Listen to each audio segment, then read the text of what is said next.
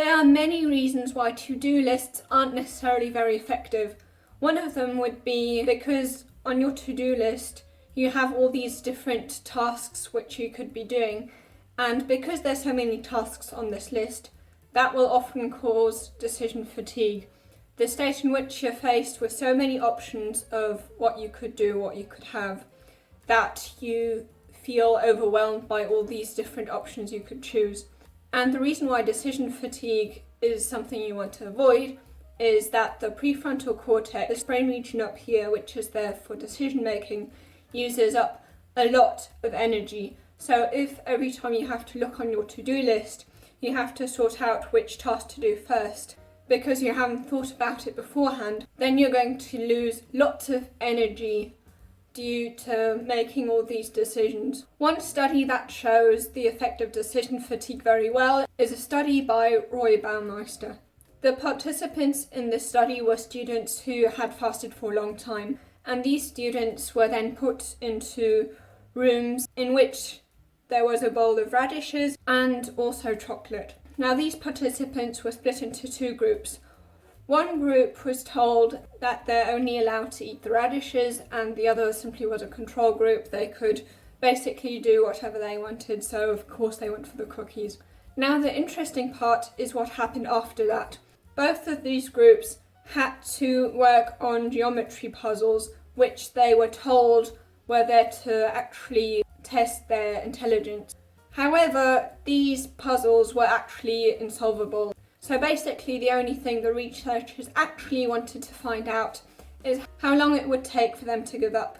And it turned out that those participants who were in the group where they had to eat radishes, because they had to use all this willpower, because they had to use their prefrontal cortex so much, they gave up way early on this puzzle than the other ones who were allowed to have the cookies before. And another huge problem with these to-do lists is, of course, if you look at your to-do list, what is the first task you're going to do?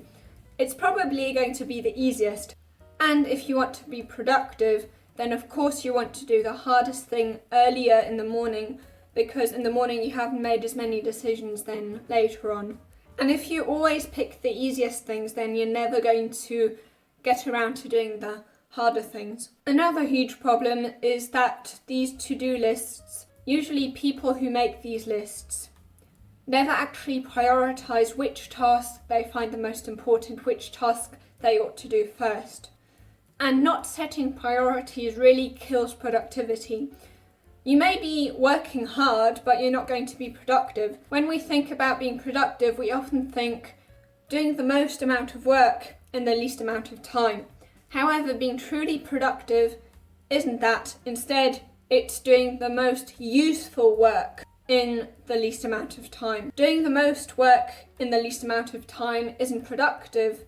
That is basically being busy. So if you don't prioritize anything, if you don't actually see which of the work is the most useful, then you're going to be not productive but busy.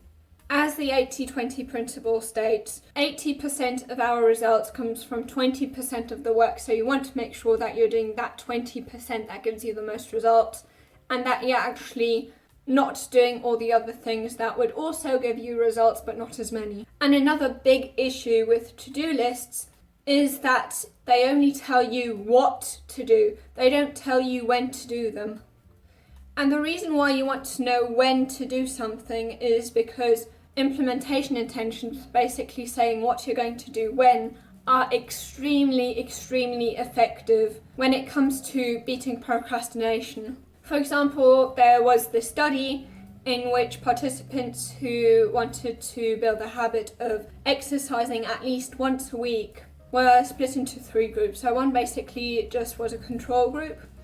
Then the other group, the second group, was the motivation group. So they basically got a lot of information about the health benefits of exercise. And then the third group, these also got this information just to make sure that they had just the same motivation.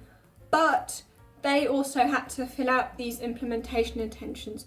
The motivation group and the control group, in both of these groups, only 35 to 38% actually continued going to the gym once a week. Whereas in the third group, the ones who had to fill out the implementation intentions, in this group, 91% managed to continue going to the gym at least once a week. Now, I suppose that if you wanted to know why to-do lists aren't that effective, that you may be interested in time management. If that's the case, you can watch this video on time management here.